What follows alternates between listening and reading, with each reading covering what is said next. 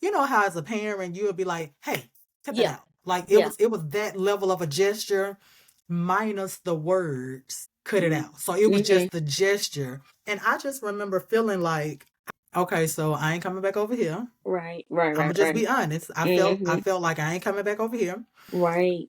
And because they didn't have somewhere, they didn't have like a children's area or something like that where I can take him to.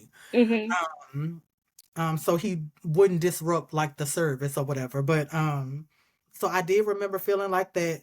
But then I remember feeling this defensive, Yeah. like this defense mechanism rise up in me. Right. It was almost like not defending Elijah, but it was almost like defending myself. I just Mm-hmm. remember thinking in the moment, um, if that worked, I would have did it all. Cool.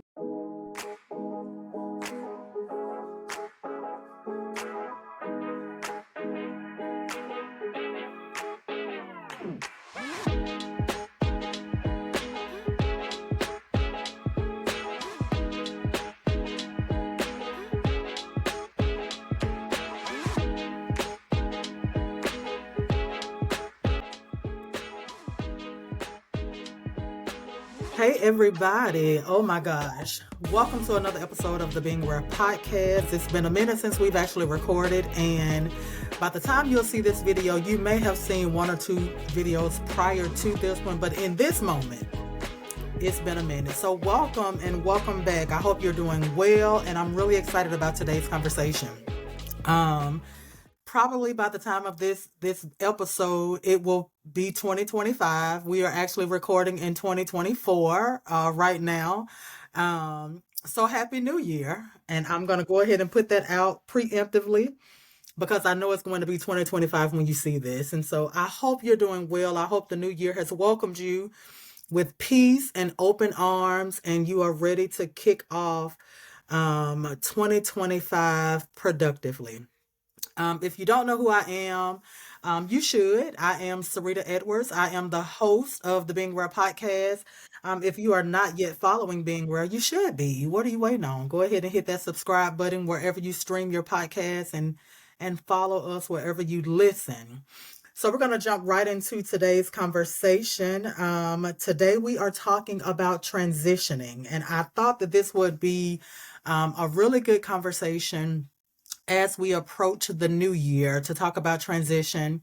But we're talking about it from the angle of being a caregiver to a once young student, now young man. And I had a really, really good conversation with today's guest. I felt like this was just a really good conversation to kind of put in the atmosphere. And so we're going to talk a little bit today about that. So I'm going to go ahead and introduce today's guest so we can jump into the conversation. I don't want to prolong. Today I'm talking with Dr. Shanae Jackson. She is a wife and a mom of three young men. She is a business owner, a youth director, and she is a two-time author. She actually has a new book entitled A Journey to Being Saved, Healed, Evolving 30 Days of Devotional Impartation. And so, Dr. Jackson, oh, and I have to say, she is also a longtime supporter of the Iwi Foundation. Yes. Yeah. She is on our board of directors, and we are so excited to have her continued support. And so yeah, we're just gonna jump into today's conversation. Like, welcome and welcome to Being Rare, and thank you so much for being here. Well, thank you for having me on the Being Rare podcast. This is so exciting. I'm excited to be here, excited for the conversation. Yeah, so I appreciate you inviting me on to just have a conversation. So yeah, I'm really, really excited about what we're gonna jump into, dive into. Drop some little gems about, being a Yeah, mom, being a caregiver. Yeah, and all yeah, those things. yeah. So I'm super, super excited. And again, thank you for having me. Well, I'm excited for you to be here, and I'm in my second office space, and so if the lighting gets like too bright or super weird, I can shut the blinds behind me, or I can move to another location. Okay. But I am in a different office space. You know, I know it's probably look different than what folks are used to seeing on our video recordings of the episodes. Okay. Um, so if it gets a little funky, then just let me know, and I'll Oh, yeah. relocate. Okay. No problem. Okay, cool. Cool. Well, we're gonna just jump right in. So what brought us to this conversation is, we were just chatting one day and we were talking about transition, and we were talking about your personal experience with Mm-hmm. transitioning your baby, your youngest Yeah. child, your Yeah. youngest son, transitioning him from the high school space because he graduated, and really trying to navigate, what's next for him. And the Right. conversation that we were having, it hit, and it resonated with me, not personally, um, but it resonated with me in terms of a lot of the conversations that I've had with so many other people, Mm-hmm. specifically in the rare disease space, and the challenges that they have when it comes to transitioning from like pediatric care to adult care, and pediatrics, transitioning from like a school system to, adult type care in Mm-hmm. terms of like special healthcare needs and all the stuff. And Right. so, before we jump into what you guys are working on right now in terms of transitioning, let's back up just a little bit so folks know, you know, what we're talking about, and Okay. how you found yourself here. So to kick Right. things off, I wanted, you to share a little bit about um what is your son's diagnosis. I don't think it's rare just based on our conversation, but I Right. felt like the conversation was still warranted. So what exactly is his diagnosis, and how old was he when you guys first got it? So he actually has a few diagnoses. So he is on the autism spectrum level 1, where he does have difficulties with socialization, communication. He has issues with interacting with people on his age. One of the other things that he has is dyslexia, and then he also has dysgraphia, where his letters are not letters. To make it really simple, like he can write and his alphabets are not ABCs, they're like circles and squares. And so that's one of the things. So he does have a learning disability along with ADHD.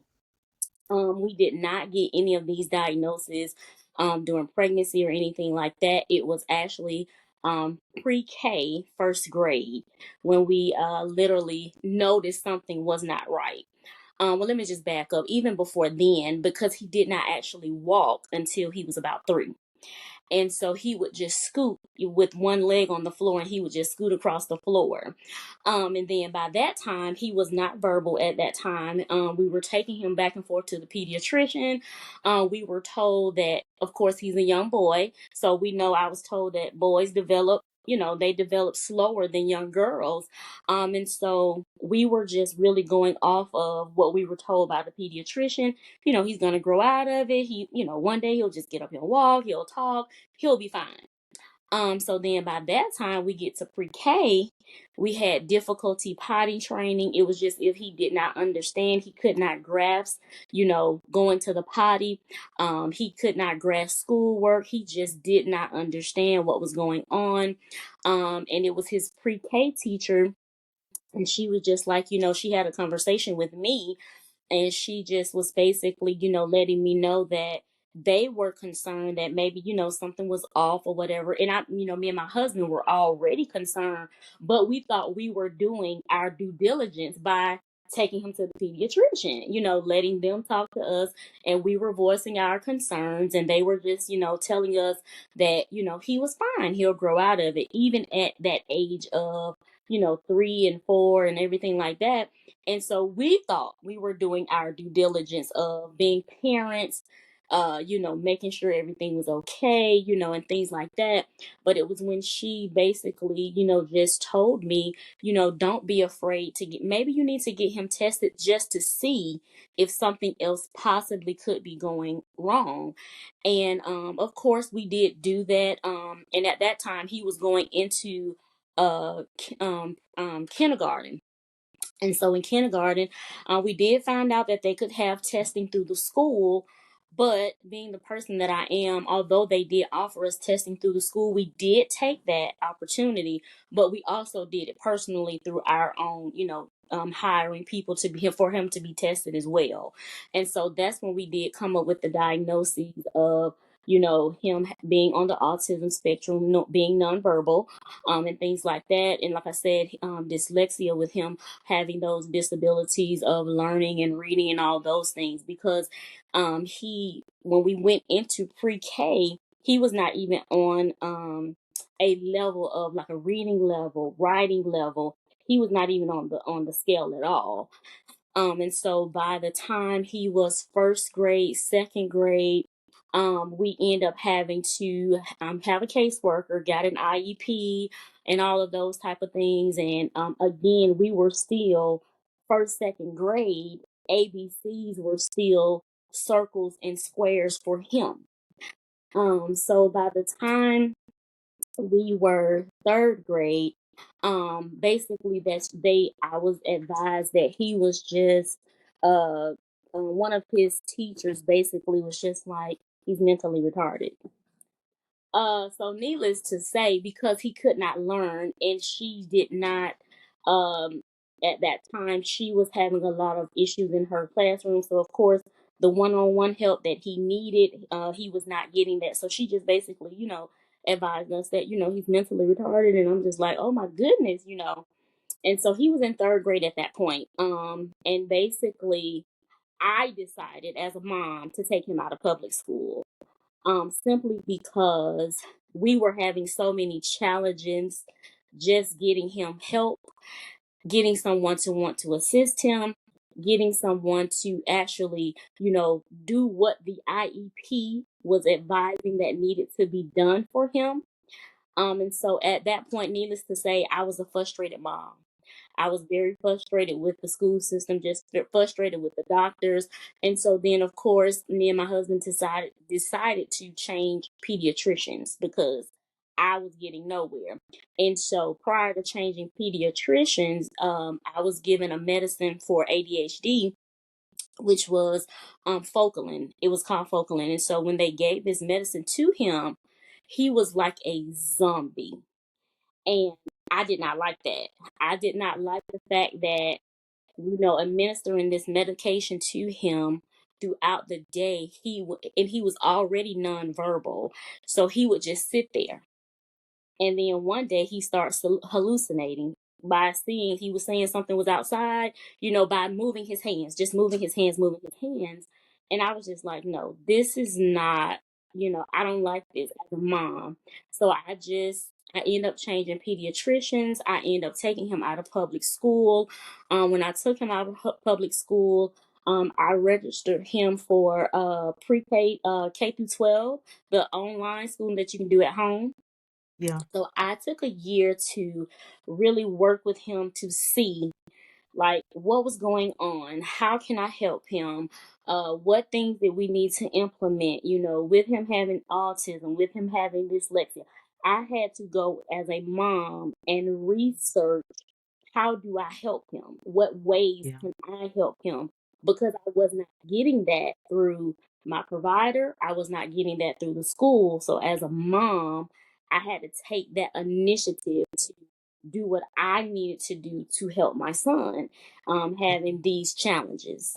Yeah. Yeah. You know Yeah. what? And you you see I picked up my pencil Yeah. and because Yeah. I started writing down, my thoughts started going. Yeah. I think one thing that I have said more than one time, even with Elijah, um, that I fell back on my professional experience. Mhm. Like I started treating him in response to what I was dealing with the healthcare system. I Right. started treating my son Mhm. like one of the patients I would serve in the Right. healthcare space. Mhm. And so, for you, the way that you say, like you literally started coordinating his care yourself. Right. And that's what it is. We're Right. coordinating the care. We're like, it's just, we're advocating, but we're Yeah. really coordinating care Right. because nobody else is. And so,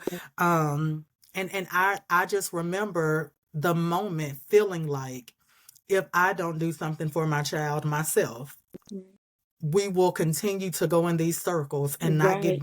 anything done. And eventually, Mm-hmm. my son will die, Right. not because of this diagnosis, but because of the lack of Right. support and care that I'm getting from everyone. Right. So let me ask you, you said, you talked about um, the healthcare space was telling you he'll grow out of it, but the Right. school, they were noticing something. Right. So, one of my first questions is, um, after you follow back up with your healthcare system or with your provider, with what the school was saying, Mm-hmm. did you notice a change in how they were responding, or were they still saying he'll grow out of it? Even after you said, well, the school thinks this, Mm-hmm. Mm-hmm. did the narrative change at all? It did not. Not with the first pediatrician that we had. It did not. We still received he's gonna grow out of it. Yeah. This is normal, for a young man, because he's a young man.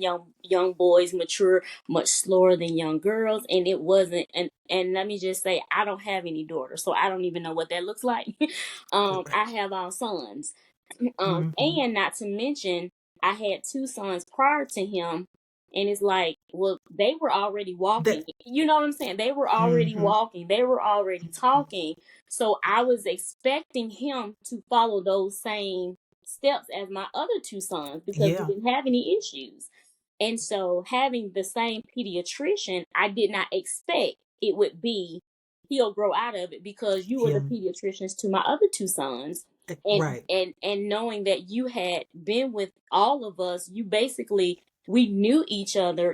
We formed a relationship as Mm-hmm. patient and doctor. I would Mm-hmm. expect it would have been more, but it was Yeah. just, this is not, he's fine, he's gonna be okay. And Mm-hmm. so then at that point, I even took his work to the doctor. And I Yeah. was like, and as a matter of fact, in 2024, I still have his X's and O's. I still have his paperwork from, or Yeah. schoolwork Yeah. that he did back, way back then. And I actually took it to his doctor, and I'm like, this is what I'm getting. His alphabets, when he writes his alphabets, and needless to say, he did not even have the ability to hold a pencil. It wasn't until Wow. he got in therapy that they taught him how to hold a special pencil. And so for him, just writing was not something that was easy for him, but the little writing that he did do when he held a pencil, it wasn't your typical A, B, C. It was O's and squares, and then Yeah. they were not even a complete O and a complete Oh, square. yeah. Yeah. But for him, he, for him, it was his work, but it wasn't what was asked of him. He did not understand. Right. And so Right. upon taking that to his doctor, like I said, when his doctor kept saying, he's fine, he's going to grow out of it, and I'm showing you that this is not normal. And I kept getting those same replies. That's when we decided to just change pediatricians. And Yeah. so upon changing pediatricians, our next pediatrician was very concerned. She was just like, no, this is not normal. He should be very far along by now, and things like that. And so, and then again, taking the work to her, that's when she began to, let us know that, it's okay, but we definitely got to jump on some things, because this is Mm-hmm. definitely not where he should be at his age, because Mm-hmm. he was definitely behind for his Right. age. Right. Right. Hmm. Right. And so I'm curious, you said that the school system, someone at the system, a teacher, this is when he was still in the public school, Correct. used the language mentally retarded. Right. How how long ago was that? And I'm asking because we know even now, approaching Hmm. 2025, people Right. still use that term. They Yes. still say mentally retarded when they are Mhm. describing someone with developmental challenges. Sounds. Hmm. And I get, um, because I've heard moms, um, in this space, Hmm. in the disability space, Right. I've heard moms disagree on Mhm. language. Okay. And so I know that, I know that some people prefer one thing over the other, and, and Mhm. and all the personal preferences and everything, but there seems to be a consensus that everybody dislikes Right. mentally retarded. Right. So how long ago was that? And I'm just curious, was that a special education professional who used that language, or somebody would who I would think would know better? She was actually a teacher, one of his teachers. So I would say that she should have known better. Mm-hmm. And that was, I would have to say, maybe about 16, 17 years ago. Wow. Yeah. And so, Mm-hmm. but yeah, definitely. And then just hearing that, not knowing much about special needs, not knowing much about this space because this was new to me. I really didn't Mm-hmm. even know what that meant when she Right. said it. So and Mm-hmm. as a mom, I didn't know how to take it. I literally had to Yeah. go and look it up, and I had to Yeah. process what she said because I Mm-hmm. didn't. And then it was said to me just like, like that was something that's normal. So, Yeah. and I didn't really know how to take it. I didn't know how to process it. But as his teacher, and the tone and the way she said it was as if Mm-hmm. I had done something wrong. Yeah. You get what I'm saying? It was as if, as his mom, I did something to make him this way.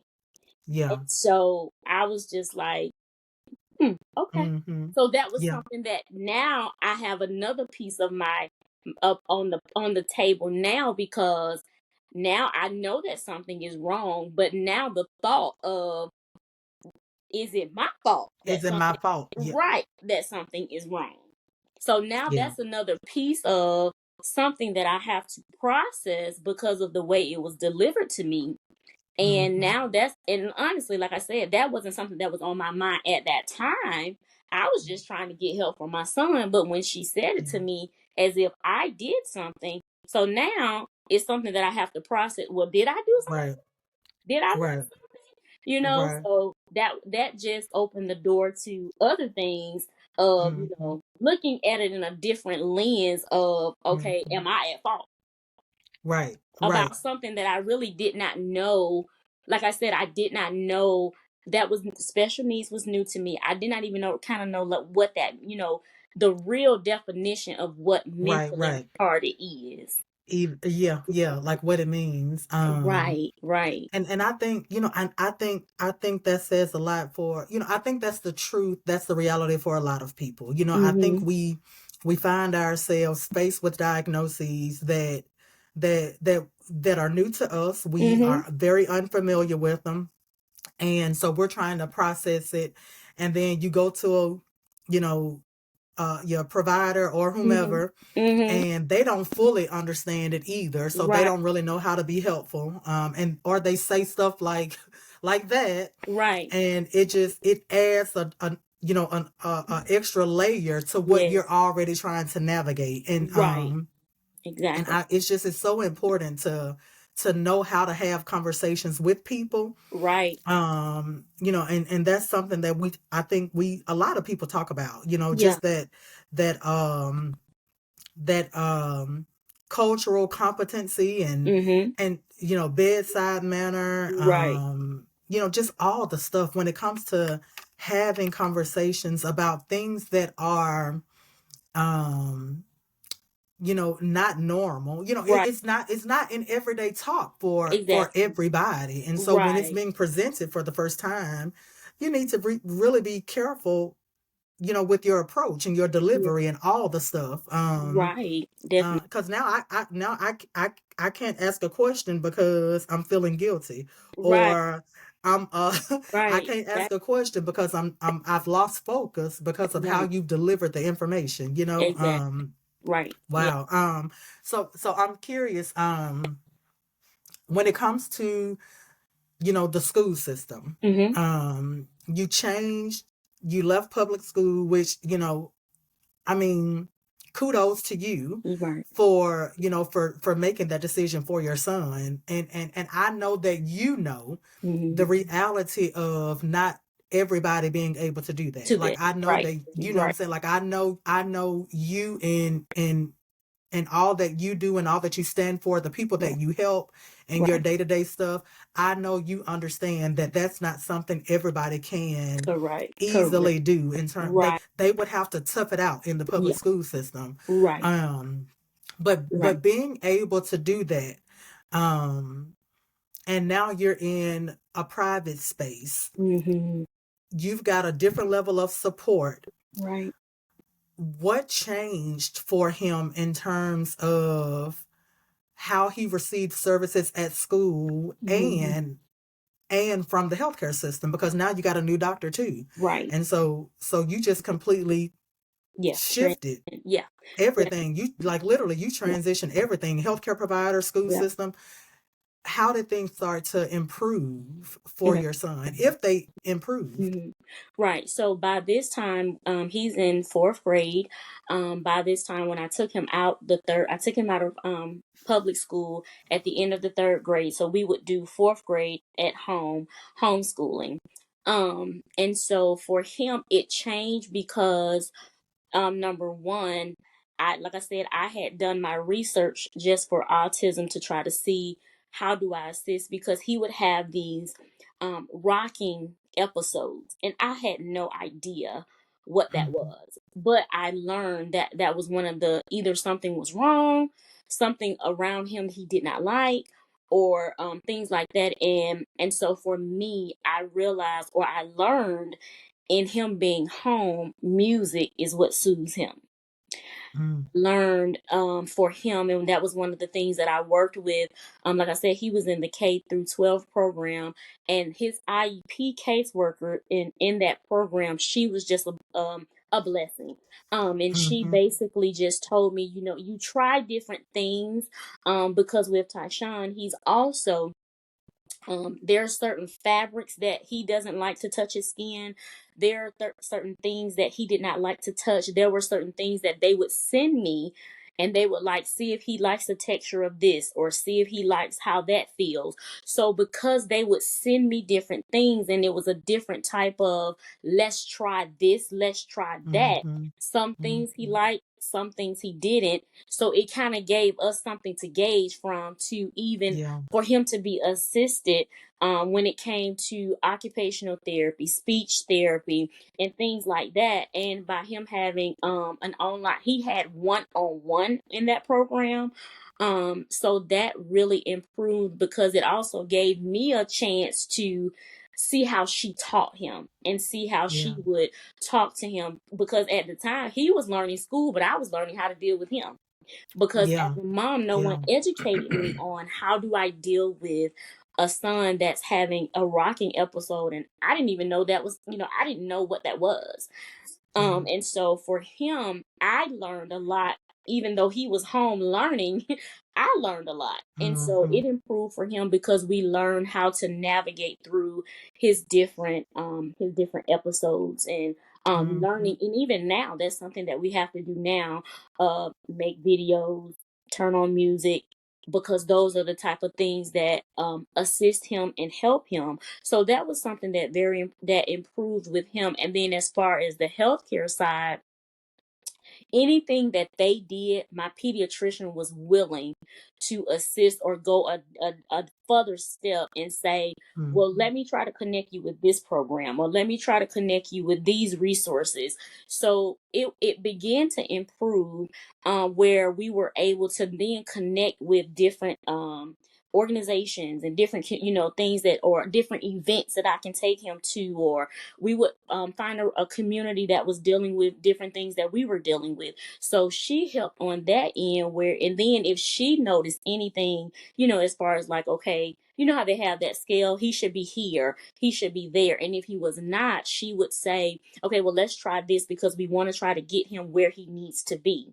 And mhm, so she was just very, very, very helpful as far as being that additional support when it came to the school system. And needless to say, that 1 year, because I only kept him out of public school 1 year, simply because, like you said, um, there are so many other things, and working a full-time job, being a wife, because I did Yeah. not quit my job at that time. I still was working a full-time job, but I had Wow. to do what I had to do to help him. I mean, I just Yeah. had to figure out how to work full-time but help him at the same time. So but Hmm. I wanted to have something to be able to take to the school system, because they was not giving him the extra pull-out time that he was supposed to have. They were not giving him the things that were listed in the IEP. He did not get those things. And so, needless to say, a few years straight, I had to go to the school board, and I had to let them know that my son has an IEP. This is what's going on. He is not getting what he needs, and he's just sitting there. And Wow. um, that was not, as his mother, that was not an approval for me, Hmm. because I did not want it to be a case of you just pass him through just Right. because, but you're not giving him the services that he needs based Yeah. off of his IEP, where I took him out of public school 1 year and he Right. began to improve. You see what I'm saying? So Right. I needed to do what I needed to do, to be able to have something to take back to the school system, so that they could not say, well, he can't do this or he can't do that, because Hmm. it's proven that he can. Hmm.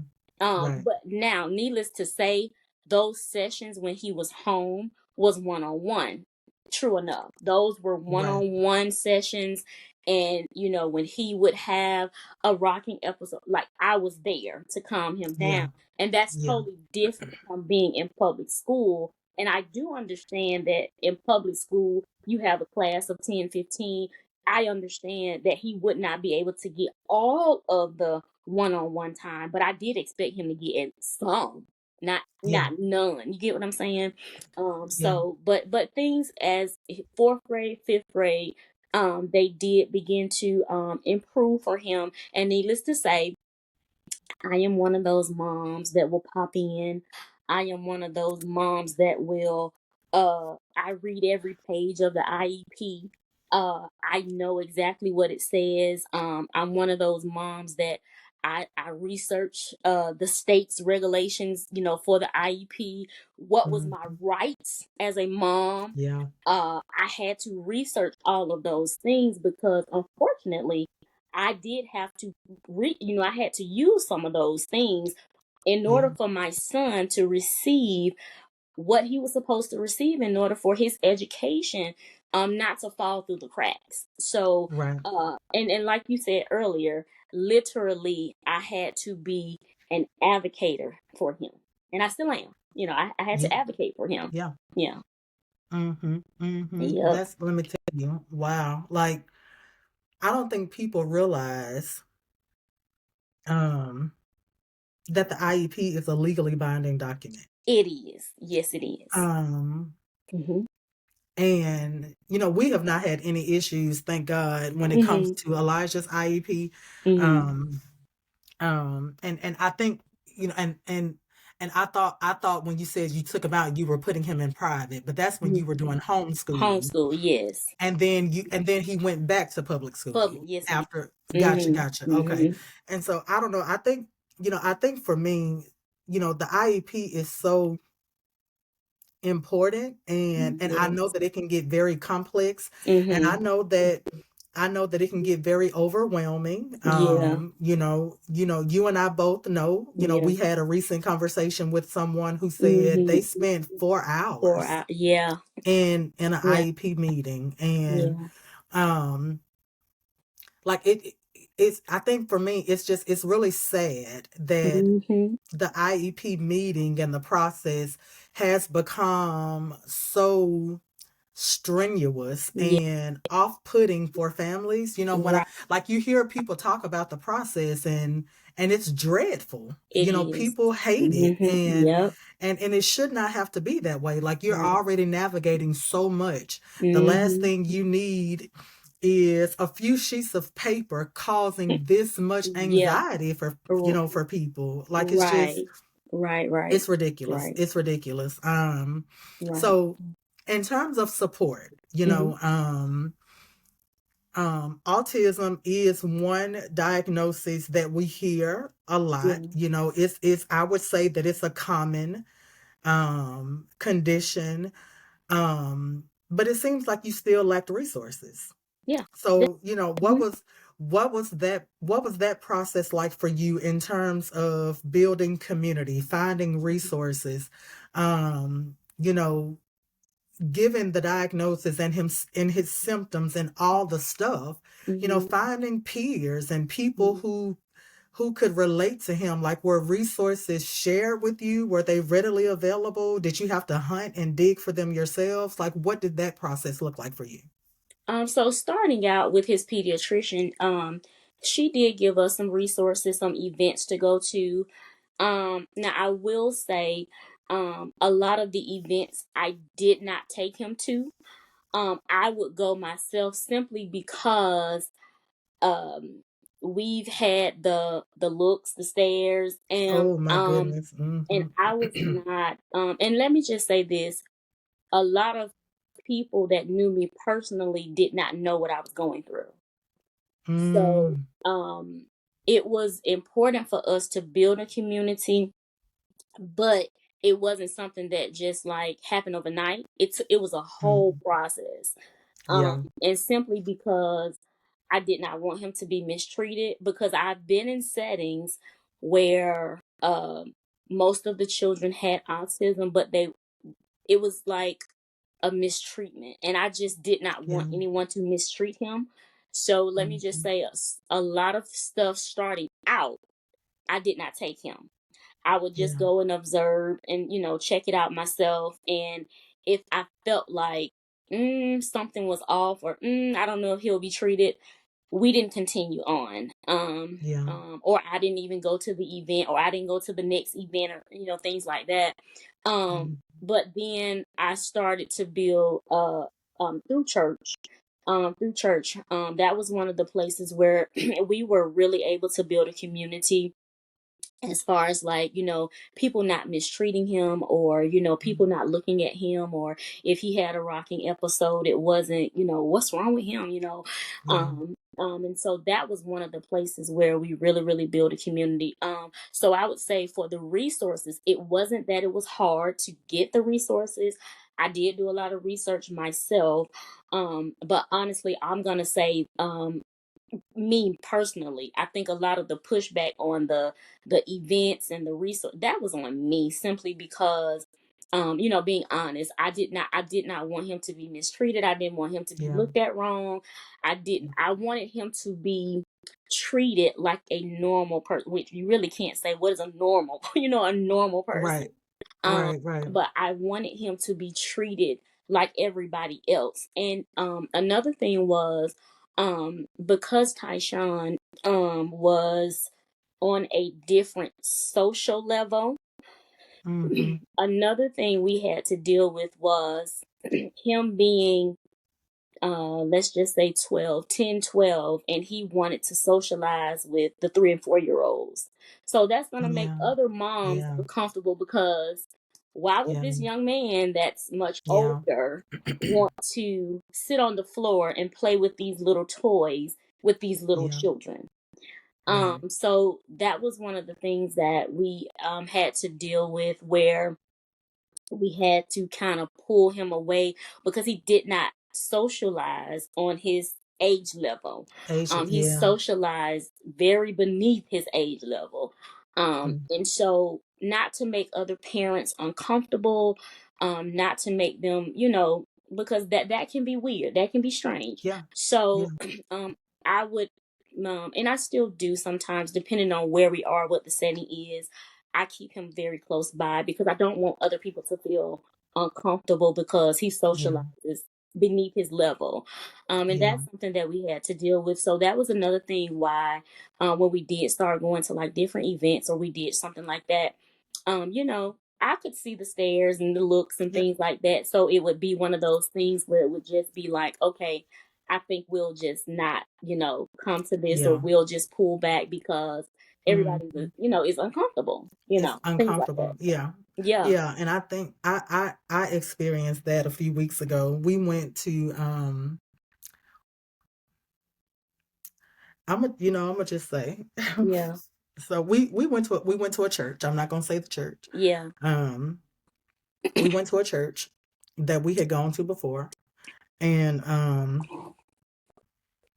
and Elijah can get very rambunctious. He can get very Hmm. loud. He'll start, like that's what he'll do. Yeah.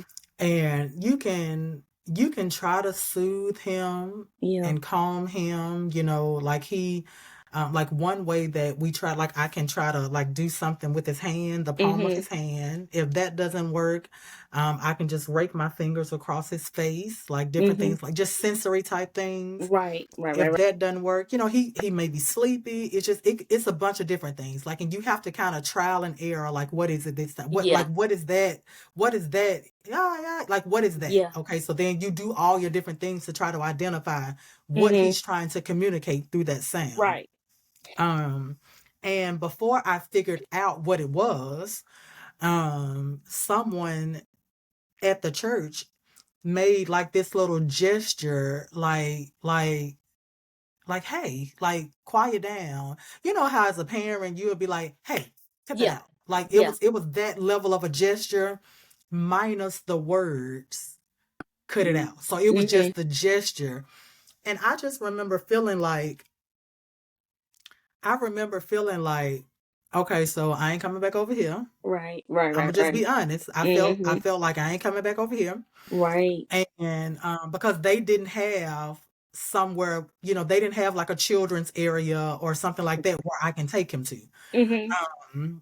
Um, so he wouldn't disrupt like the service or whatever. But so I did remember feeling like that. But then I remember feeling this defensive, Yeah. like this defense mechanism rise up in me. Right. And it was almost like not defending Elijah, but it was almost like defending myself. I just Hmm. remember thinking in the moment, um, if that worked, I would have did it all. You know what Right. I mean? Exactly. Yeah. I remember that rising up in me. Like if it was that easy, I would have did What that it all. is. You know what I'm saying? Like, Right. and Right. then and now my thoughts are I can't even listen Yeah. Yeah. and say it Yeah. because now um my thoughts are all over the place. Like I'm thinking, like what make you think you could do that and Right. that would quiet him if if I've been back here rubbing hands and Yeah. face all the stuff all this time. Like I literally got defensive. Yeah. Like what make you think that's an easy solution Right. to quiet his the way he communicates Right. and I ain't think of it. Right. You know what I Exactly. mean? Like Right. Right. um Yeah. but it's just it's so I get the wanting to take them out of spaces Yeah. that feel like they're being judged, you're Hmm. being judged, Right. family being judged. Right. Yes. I feel like I totally get that, and I try not to get an attitude. Yeah. Yeah. I really do try not to get an attitude, but I will. Yeah. And Yeah. and at this stage of my life, my attitude may not be saying something to you. Hmm. It's separating myself or Right. removing myself and knowing that this is not a safe space for me Well, mentally because you know what yes. I'm saying? Like it's bothering my mental health Right. to be in this space, so I'm just not gonna come back. So it's that kind of Exactly. thing. Yep. So I get that. I Yeah. I have experienced the stares and the behaviors as recent as a few months ago. Yeah. So Yeah. I get it. I Yep. get it. So let's talk a little bit about the fact that he has now graduated from the public school Yeah. program or the Yeah. public schools, Yep. um, and talk about like what that looks like in terms of trying to figure out what's next for him. So Okay. so most public schools, you can stay in the program past, 17, 18, Hmm. a traditional age Right. for a typical high school student. Right. How old was your son? How old was Ty Hmm. when he finished the public school program? And then what is transitioning looking like now? Okay. So he actually just graduated in 2024. And he Okay. graduated at the age of 20. Um, Okay. we had already been working on like a transition thing for him. Um, Coming from the school system, now going into what you consider adult, and I have come to realize that leaving the school system and transitioning into adult, him being an adult out here, um let me just say it's been very difficult, him getting special needs resources as an adult. As an adult. It has not been easy to try to find him something to do. Now they do have post-secondary schooling and things like that. um but the couple that were introduced to us, they are anywhere from 4 hours away, and that was just not okay with me. And Wow. so for me, here in the town that I live in, I with when he graduated, I talked to his pediatrician, talked to his caseworker, um and one of the things that they did was connected us with the Goodwill here in my local town. So they connected us with Goodwill. Because again, Tasha, he's 20 years old now. Yeah. So he's not considered, teen and nothing like that. And so he's literally considered an adult with special needs. Um, and so needless to say, because and also when he graduated, um, he did complete all of his classes, but he did graduate on a uh seventh grade reading level. So, needless to say, him getting regular job, just reading applications, reading, things like that, that would not be something that would be sufficient enough for him at this point. So he they connected us with the Goodwill, and so they actually was going to put him in a program where he would go and learn computers and things like that, and they would assist him, working at Goodwill, starting out with hanging up clothes and all that type of stuff. And so, but then there was another resource that came open for him to be able to go to a school that is totally for disabled, where children, well, adults, disabled adults, where he'll be able to basically get a certificate. And it's not a they go by semesters, so it's not a long drawn out like college thing. So he'll be able to do that, and it's actually called Roosevelt Warm Springs. So it's basically a school where he will get a trade on his level. And he'll actually have someone that will work with him, one on one. And the school is maybe about an hour from me. So, just, I'm having to deal with that whole him not being in my presence because we've never been separated. So, doing orientation, we went to see the school, we went to see dormitories, and so that just raised now it raises a whole nother level of questioning, simply because that transition from high school, me knowing where he is, knowing case workers, knowing, the school, setting, knowing people and everyone in the school knowing me, it's now we have to transition and learn a whole new system, a whole new group of people. And needless to say, we are working at it. Um, we're working at it, but it just raised a whole nother level of questioning of, has there been any incidents at the school? How do you choose your teachers? Are they special needs teachers? How long have you guys been in operation? What's your success rate? What's the security like? Because now it's a case of he's 20 years old, and now stepping into what could be basically him trying to be independent on his own. I'm not there. I've always been his voice, always been his advocator. So what does that look like for us now? So we're just trying to process through all of that, and now write another IEP for him now being and post-secondary schooling within the college setting. So, and that's like a whole different thing to kind of write, simply because he's going on a seventh grade level. So that's and that's what we're working through right now. So, and it's been a couple of months and we still haven't gotten all that together. So it's not an easy process to go through, from him transitioning from public school now to, what are we gonna do? Is this IEP gonna be sufficient enough for him? Once he get admitted, like, what does that life look like for him? Because he's an hour away from mom. And Yeah. so, and then he'll be there, Monday through Friday. He get a chance to come home on the weekends. It's a beautiful facility, but yet and still, there are so many things that come with him, even being a 20-year-old man, that we still have to help. We Yeah. still have to assist. And so one of the things that we do now is we make videos of things like, simply using the washing machine and dryer.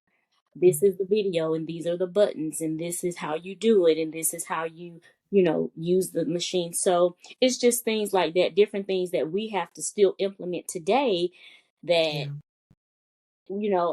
him going to be by himself, we just don't know what Hmm. that looks like right now. So that's something Yeah. that we're just really, really trying to work through. And just trying to give him some type of independency with things, simple things like opening a bank account, how to use a debit card. And these are things that, Hmm. because now Tyshawn, he is verbal, we're still working on social interactions. Now, if he get comfortable with you, he has to be comfortable with you to talk to you. Hmm. He Yeah. has to be able to, but he is verbal. He's very, very friendly, but he also has this intuition where it's like, something ain't, I Hmm. can't be around that person, Yeah. or I don't like, Hmm. and Hmm. so, and he still has, like I said, different things that we're still working through, because he's still learning. He's still trying to, we're still working on social things and things like that. So it's going to be a big transition. And needless to say, like I said, where I am, there are not a lot of adult resources. And we've applied for different things, SSI, but of course, those things were denied for him. For different Wow. reasons. So Yeah. he has not been able to get those things. And so needless to say, we're still very much, taking care of him, and things like, just doing normal things. So we're still working through that process with him just graduating in 2024. Yeah. So yeah, it's a lot. It's a lot to go through that process with how that process looks. And then number one, Yeah. just him not being here home with mom. Yeah. That's Yeah. right. So Yeah. that's a No, lot. I listen. I get it. Um, Elijah's just second grade, Yeah. and making the decision to let him ride the bus Yeah. was a whole mental production for me, Yeah. right? Right. Like, but because Yep. you know that nobody will care for him like you do. Right. Right. And as much as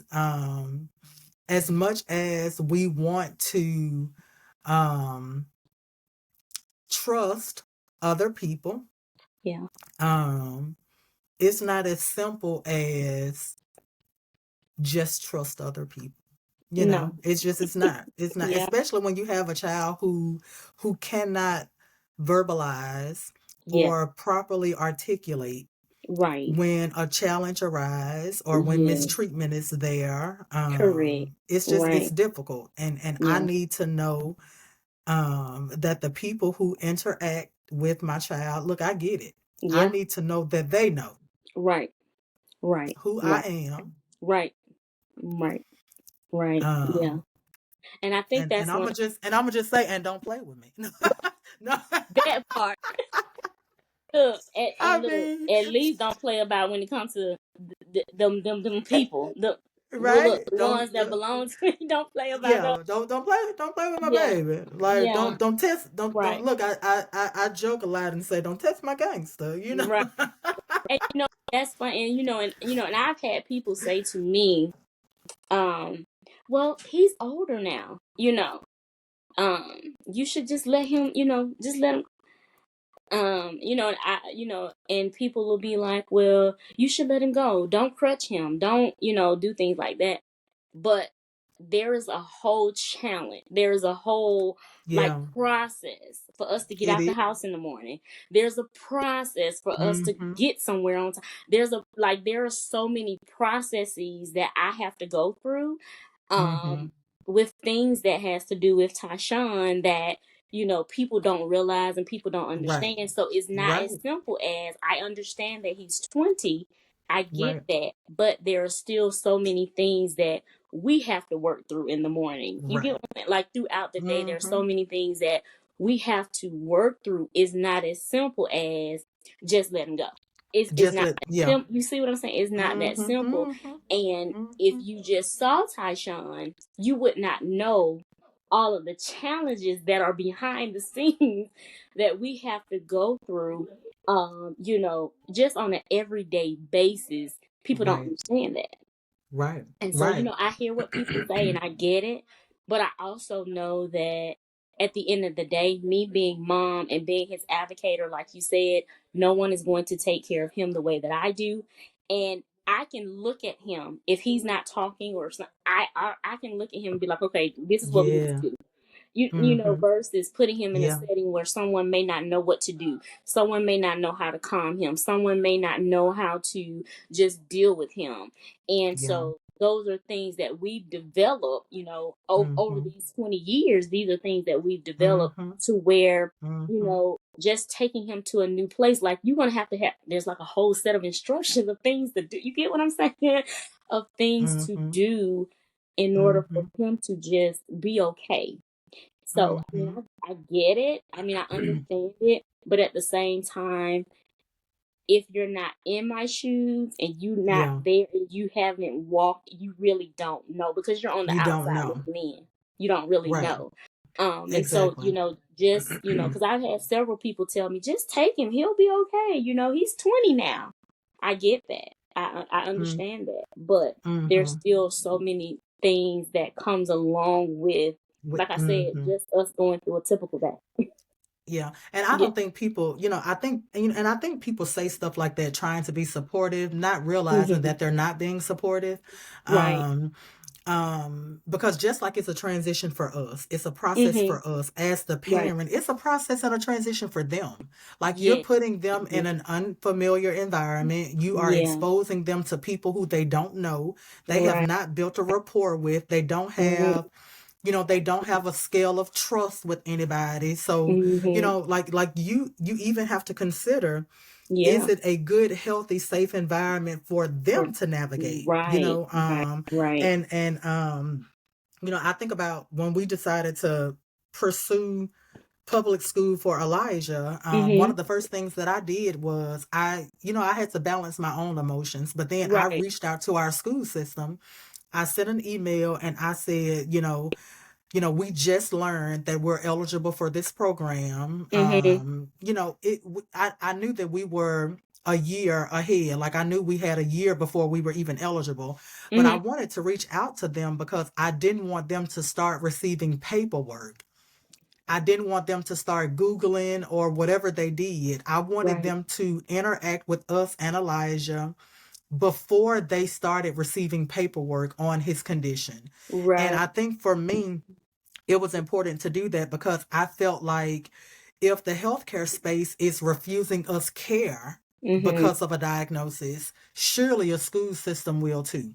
Yeah. And so I called myself being proactive. Let me jump in Hmm. front of it. And that's what I did. And our superintendent at the time, um, he forwarded my email to the special education director at the time, because we Hmm. have a different superintendent and a different director, over special education now. Um, but he connected me with that person. they brought me in. I had a conversation. I did a full presentation. They were like, can you like give us some information about it and all this Yeah. stuff? I literally threw a PowerPoint together in like 2 days. Okay. Just to have that conversation with them. Right. And then I started taking Elijah because I was already active in the school Mm-hmm. system, in the community and stuff. And so I started taking him to different events with me. Like, Okay.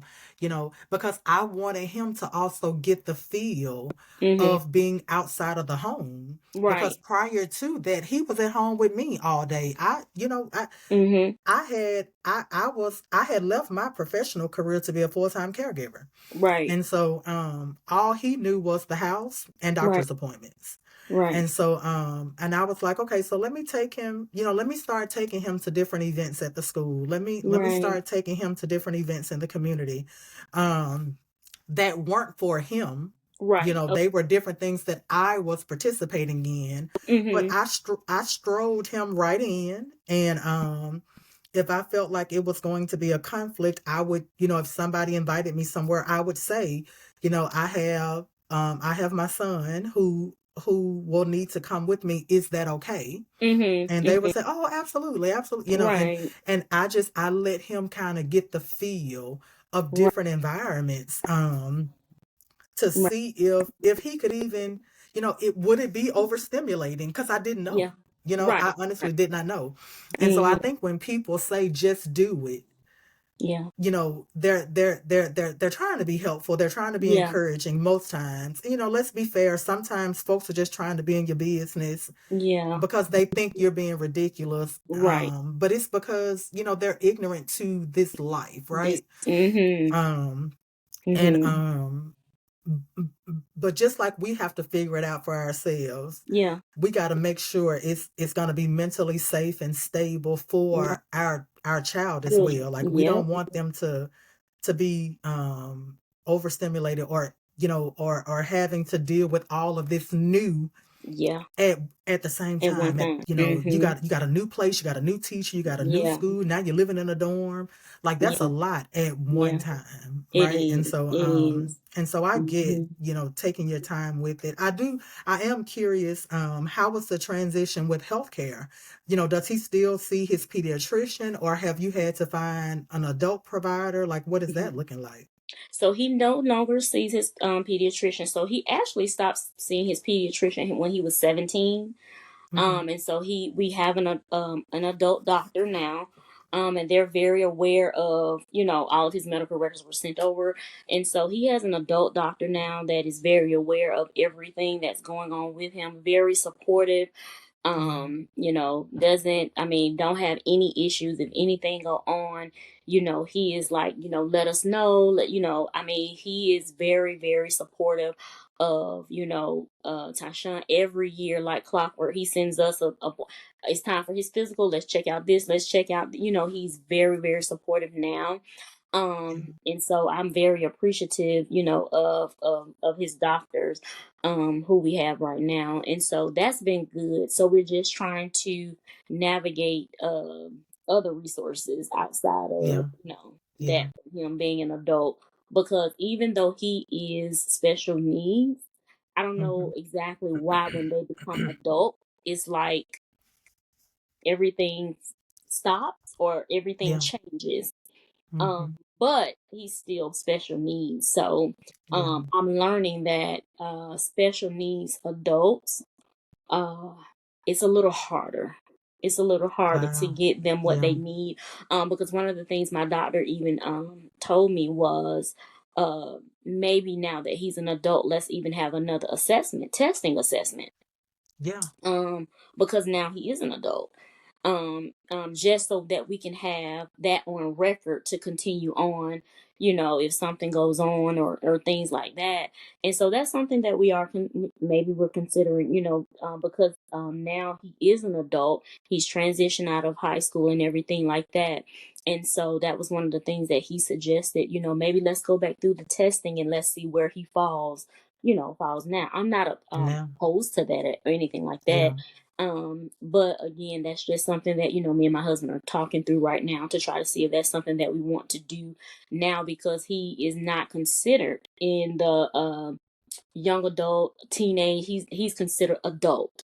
Man, So yeah, maybe that, and he was just letting us know that maybe that would, open up some more resources for a special needs adult. And that's something that, me and my husband right now, we're having to research ourselves too, to see what other resources, because I am totally grateful for Goodwill and everything that they're mm-hmm, doing. mm-hmm, But just to see what else is out there, yeah, for special needs, people that are adults and they have special needs. So that's something that, we're transitioning into yeah, researching, trying to, figure out which way we can go with all of that type of stuff. So and it's all new to us because, we've been with the school yeah, system.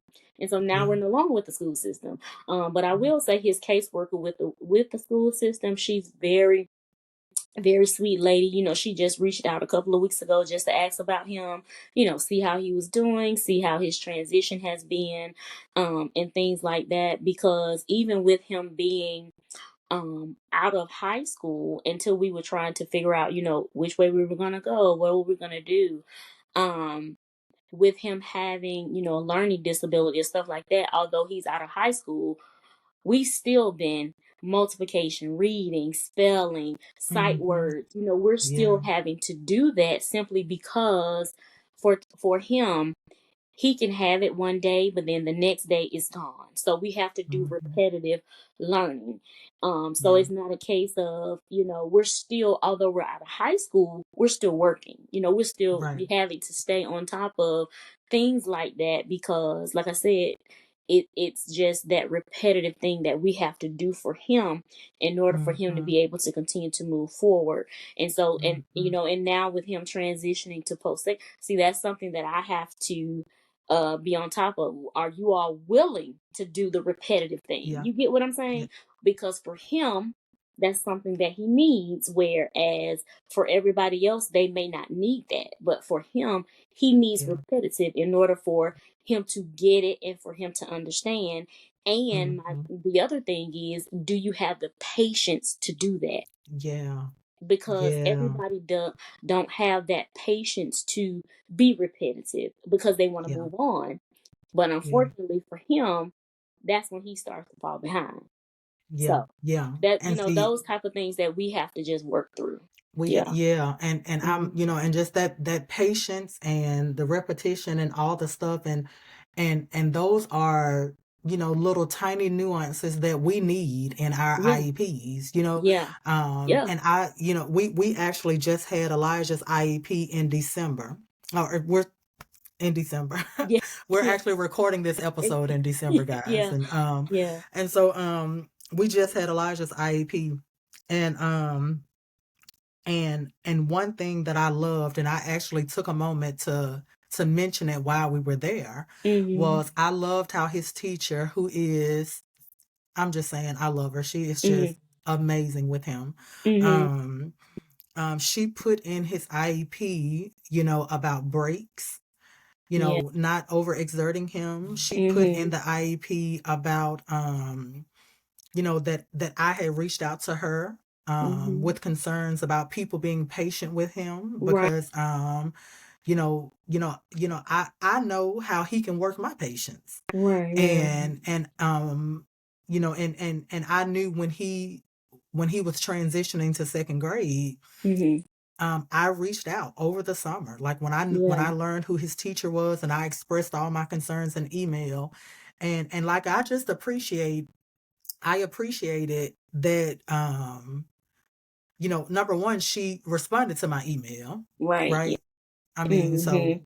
that's almost like, yeah, they're gonna respond. Right. I appreciated the extra steps Yeah. toward including that in my IEP for him. Like, Right. I appreciated the fact that she documented that I had expressed concerns about people being patient with him. Not that people had not been patient.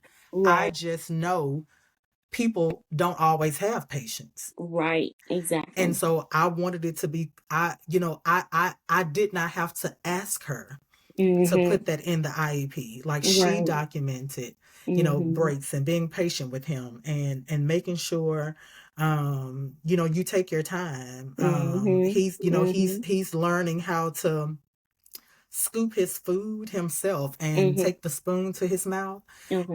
And I mean, like she just had just Detail, tiny detail. specifics and Yeah. details that Yeah. it's so easy to take for granted, Right. that I just love that she had implemented things and Mhm. documented things that I didn't have to ask her to, Yeah. Right. Right. Right. just making sure you give yourself extra time to Mhm. let him feed himself, like let Yeah. him try um simple things, our speech therapist even, positioning your hand to help his elbow because he doesn't Mhm. have that mobility stuff. I Yeah. just and I Yeah. don't think another rare mom um told me years ago. I had messaged her about the whole school process, and Mhm. was um her son was already in school. Okay. And she told me, she was like, Sarita, you're going to meet some amazing people who truly want the best for Elijah. Yeah. And that was so hard for me to believe, not having had the experience with Mhm. special education through the school system. Right. um I gotta say, I'm super glad that she was right. i Yeah. have Yeah. i have not had an instance or a situation where I have felt like Elijah was not receiving the best possible care. You Mhm. have those moments where you feel like, did they change you today? Yeah. You did you sit in Yeah. the corner all day? Like, you Right. have those moments, and I think that comes with the life. Yeah. Yeah. I Yeah. think it comes with the life. Definitely. Yeah. Um but the interactions have been so positive. Mm. And we see how he interacts. Yeah. We see, we know his cues when it comes to, I like you or I don't Mhm. trust you. That, Mhm. like, we're learning more and more how he tries to communicate. And Right. so, we can tell when he snuggles, and we can Yeah. tell when somebody is not his favorite. Mhm. We can tell all of that with his body language. Right. Right. um Thankfully, we have not had to, deal with anything like that. Mhm. But Yeah. I'm just, I don't know. It's so just that team, just Yeah. having that team, Yeah. and to have a medical team, but then also to have a academic education Mhm. team is Yeah. invaluable. And I Yeah. appreciate all of the people who are helping us transition from year to year, Yeah. just as we navigate the school place. And I'll Yeah. just get on my tangent about um a good tangent about just Yeah. how amazing they are. And Right. so many eyes are on him. Yeah. um you know and I feel like if somebody was doing something wrong, somebody somewhere would Symbols. tell me, Right. because so many people keep their eyes on him. I Right. believe we would know. Right. Somebody would text me, Yeah. um Definitely. and Yeah. I'll pop up. That that part, right. And I think that's the most important. I think that gives a parent that sense of peace when you're able to just, Yeah. when you're able to send them to school, they have a team, that they have the child's best interest at heart. Because I'm seriously, honestly, when Ty was little and he was going to school and things like that, literally I would sit at home and just cry, like, oh my God, my baby gotta go to school, like what if he be in this tree, like What? Yeah. I would have such anxiety.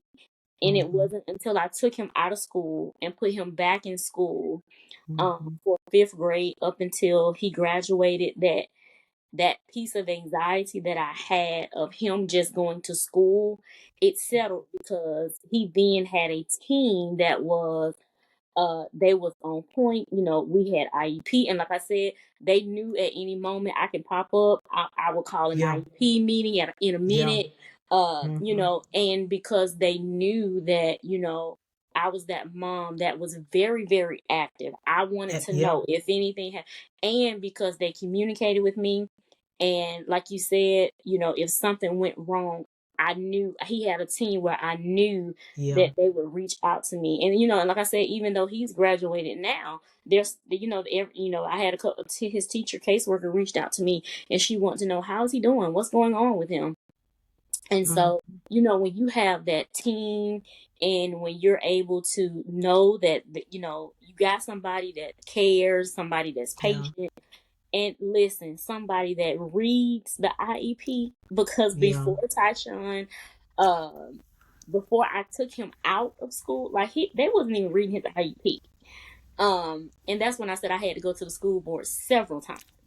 Right. But when we got a different team, a care team for him, Mm-hmm. it started to get improved, and it started to get better. And then when he got to high school, his team that they put together for him, and teachers, now I did have to request that one of his teachers be dismissed.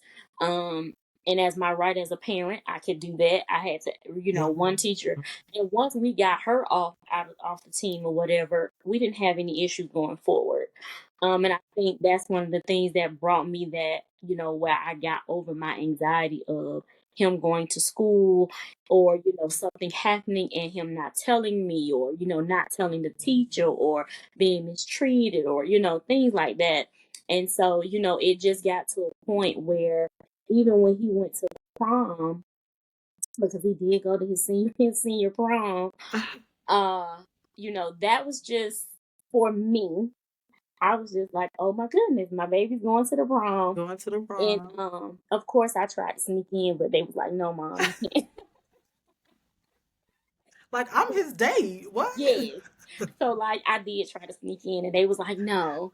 And so, but just to be able to know that when I got to the door, his caseworker was at the door waiting for him. Yeah. And it just gave me that sense of, peace, because, the prom was like from 7 to like 12. And I'm just like, oh my goodness. It was like downtown. I'm just like, oh my God. But she was at the door waiting for him, and she did not leave the prom until he left.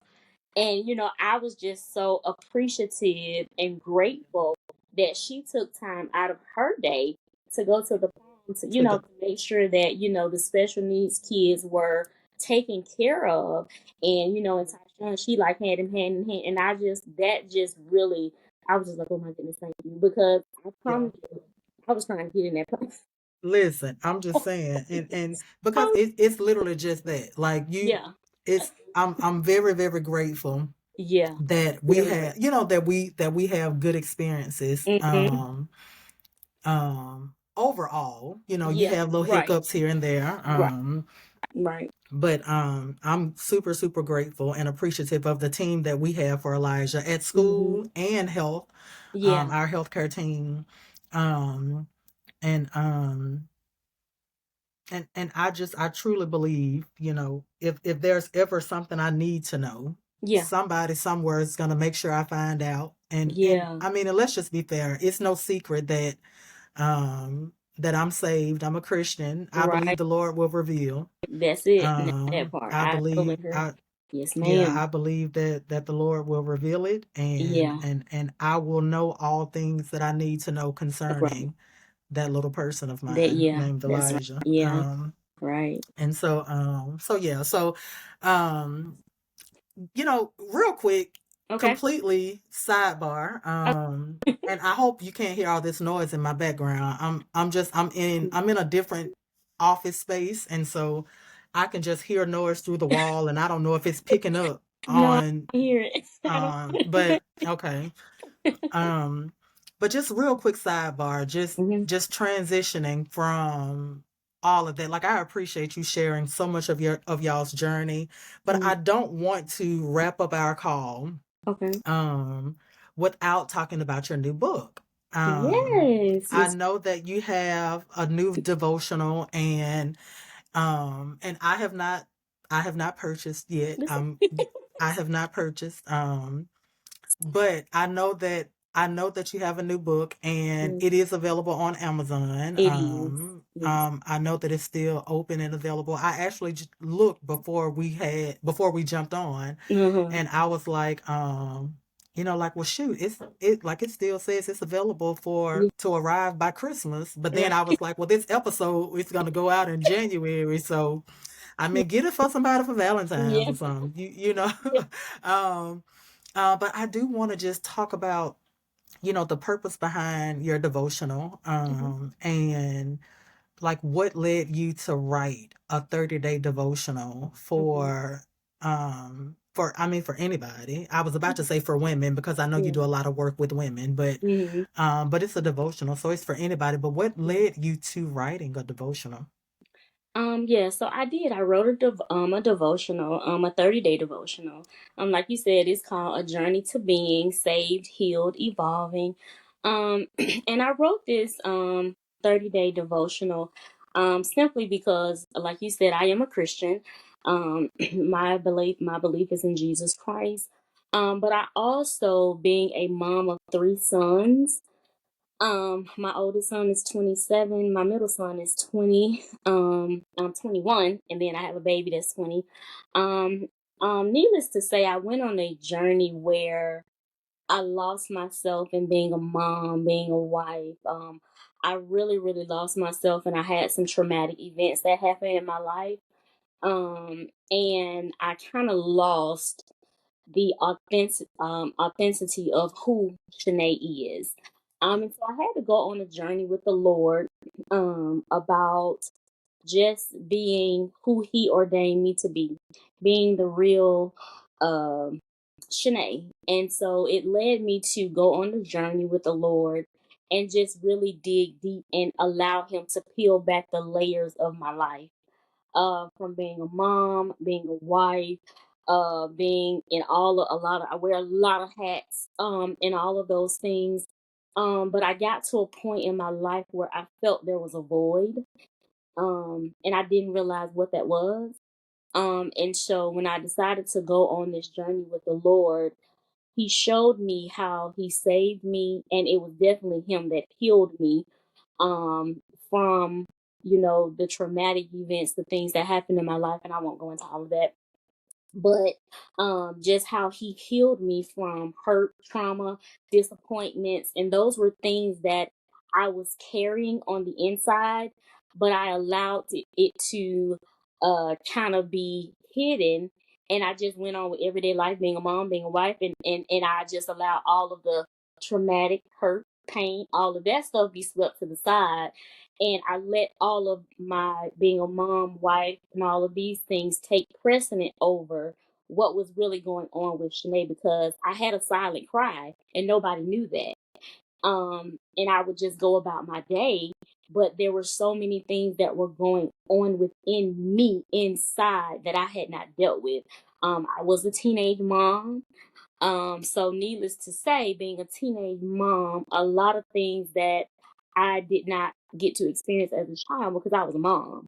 So, and a lot of things I did not know.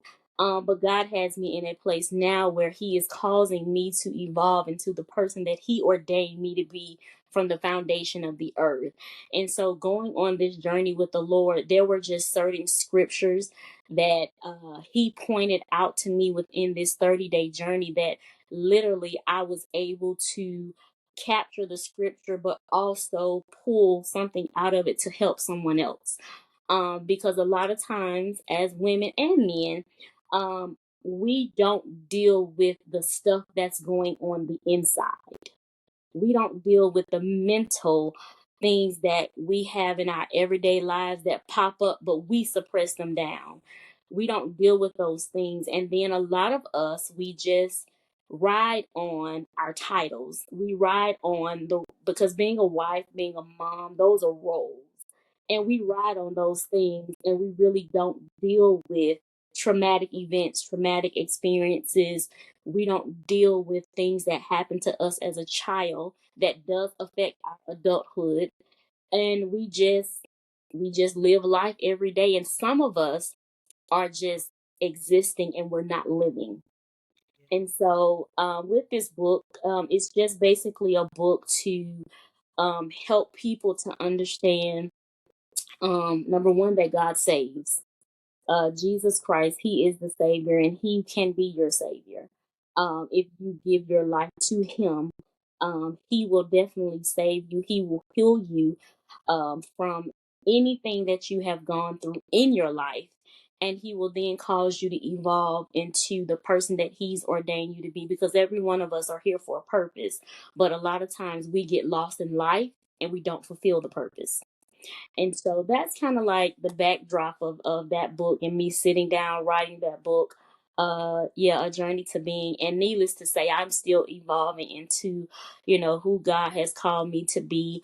And so that's basically what it is, just a devotion to help people to start on their journey. And yeah, because God has helped me, and definitely He wants to help others. But sometimes we are so succumbed by life that we don't understand that we have a Savior that will help us through everything, anything that we've gone through in life. So that's kind of like Oh my gosh, how that came to listen. be. I Yeah. love it. I love it. And I wanted to make sure to mention it because one thing that I'm being super intentional about, and I have been for the past few years. I think at one point um I kept my spiritual life Hmm. separate from my professional life. Hmm. Um, it wasn't a um I didn't feel like I was trying to hide it. Hmm. I kept them separate. Um, but then one day Hmm. I realized that there is no professional life without my Right. spiritual life. Right. And Right. and and I began to integrate the two of them because people in the professional space, they can know Minister Sarita. You know what I Right. mean? Like Right. like Right. they Yeah. they can know her. And Hmm. people in the spiritual space, that space, can know soon to be Dr. Sarita. And I'll talk about Right. that in another episode. Right. Right. And That's so right. the it's I'm one individual. and Hmm. um and so I have been very intentional about not feeling like I had to be one person or the other depending on the Right. audience, right? Correct. Always consistent, Hmm. always standing on who I am as a person. So like Hmm. integrity and character was always the same, Right. but I kept my professional role professional. I kept my spiritual role spiritual, and I just kept the two separate. And Right. and and and now I'm all encompassing. You Yeah. get, Yeah. I this is who you get. And Right. though she was the same in both settings, Yeah. it's okay that each setting know of the other. You know what I'm Other. saying? And Yeah. and like Yeah. that makes sense in my brain. It Right. may Right. not make sense saying it out loud, um Of course. but it makes sense in my brain. And so yeah, I remember the first time I shared on LinkedIn um a speaking event, for a women's conference at a church, and just the Mhm. responses that I got, the feedback that Yeah. I got, the comments Yeah. that the post received. Right. It just kind of, I don't know, it affirmed Yeah. that it was appropriate and Right. necessary and Right. warranted, Right. for people to know who Sarita truly is, right? Like it's just, Yeah. there is no turning off Right. my Right. Right. salvation. So Yeah. why Yeah. not let people know Right. that it is there? You know what I'm Yeah. saying? Like, Yeah. so Yeah. just that's, and that was my evolving. You know what I mean? Like Yeah. that was Right. evolution, Yeah. because I was just like I was intentional keeping them separate. Now I'm Mhm. intentional about making sure Man. they are fully integrated. Right. Right. Um, Right. Yeah. um, And I think and that's so I that. love that. Yeah, and I think that's the most important thing that we have to realize, even as people, Christians. And I love the fact that you have a professional life, but then you're able to be who you are spiritually. Because let's just be honest, everybody's not gonna get up in a pulpit to preach the gospel of Jesus Christ. Right. Everybody's not going to be a pastor, everybody's not going to be an apostle, everybody's Right. not going to be the fivefold. Yeah. But whatever setting God has you in, he can use you in the setting. Absolutely. Yeah, so Absolutely. I just love that, and I think that's one of the things where we have to understand that, in that profession, God can still use you. His purpose can still come forth. People can still be saved, and all of those Mhm. things. And it does not have to be in the four wall. Now, I'm not saying don't go to the four walls of the church, but I'm Right. just saying it does not have to take place in the four walls of the church for you to be the hands and the feet and the mouth of Jesus. It does Exactly. not. And so that's what I love. And I just love how God is literally bringing all of that together where it's marketplace and it's ministry all at the same time. and Yeah. and, and I mean, and it's so it's very, to see how God is moving and how he's moving in the marketplace. It is so amazing to It see, is. how things are just evolving even there. And I think Mhm. everybody should have that moment where they realize I need to evolve. Because if Yeah. you stay the same, eventually you'll die. Yeah. Eventually you'll die. Yeah. Yeah. That's it. That's Yeah. it. That's it. That's it. And I'm gonna say this and we're gonna go, but Okay. I mean, cause that's enough to end right there. Like we could just pass the collection plate. Like that's it right there. But I mean, something you said, it really did prompt a thought, and it was the idea of, you know, I get feedback Mhm. from when I speak places and different Right. things. And I don't want people to say, man, she was amazing. It's Mhm. some in her. You know what I'm saying? Yeah. Like that is Right. something. Yeah. When I know that something is my pursuit Yes. for Jesus. For So like, Jesus. and so Yeah. for me, I want people to know what that something is. And I You're think right. that's why it was like it's different if I don't know what the something is. Yeah. And it's okay Yeah. to say it's something. But when I know what the something is, then I Mhm. want others to know what that something is. And Right. so that's why it was so important for me to make sure to make sure I was letting the light shine. Right. Um Right. Right. you know, absolutely everywhere I go. Mhm. Um, Yes. and so, um, yeah, that's it. That's it. Oh my gosh. Okay, so if you got a copy of your book, go ahead and hold it up in the camera so Oh folks will yes. know when they Okay. uh when they go look on Amazon, they'll know what Yes. they're looking for. So y'all go check it out on Amazon. Yes. I'm gonna be honest, she did not know that I was gonna mention her book. I I- told her right before I hit record. I was yeah. like, oh, by the way, I want to mention your book. And she was like, Yeah. oh, okay. So it was not something that we planned. I just, Right. I knew that she had a new book out and I Yeah. knew about her authorship and all the stuff. And I wanted to just celebrate the fact that, you know, you know, things like that are available, devotionals and Mhm. different things are available. And they are written by people who know this life, Yes. people who experience a lot of the same things that we experience. And I know that Mhm. that's a difficulty in a lot of spaces, that sense of Right. isolation or feeling like Mhm. nobody can relate to what I'm going through. And I think it's Right. important when there are resources available from people who know Yeah. firsthand, lived Right. experience, Yes. what you might be navigating on your own personal journey. So if a Yeah. devotional is something that you have been looking for, this is one that's available. I'm again, full transparency, I have not read this one. I don't Mhm. have it yet. But I know Dr. Shanae as a person and I know who she is as an individual and I vouch for her as a person. And so I feel confident that the booklet will be helpful to Yeah. you. If you're not looking for a devotional, um, consider Yeah. consider one. Yep. This could be the one that Mhm. you need to get you through a season that you may be in right now, that you may be stepping into in a few months. Mhm. One that you may be stepping out of, and Right. you're ready to transcend and evolve to the next phase. And so, Right. enough there, because this whole podcast will turn into a Well, service. right. Yeah. Um, Yeah. Don't It'll turn mind it. sharing the gospel of Jesus Christ. Right. It'll turn into a service. So we gonna go on and wrap this thing up. I thank you so much for being here. This conversation has been amazing.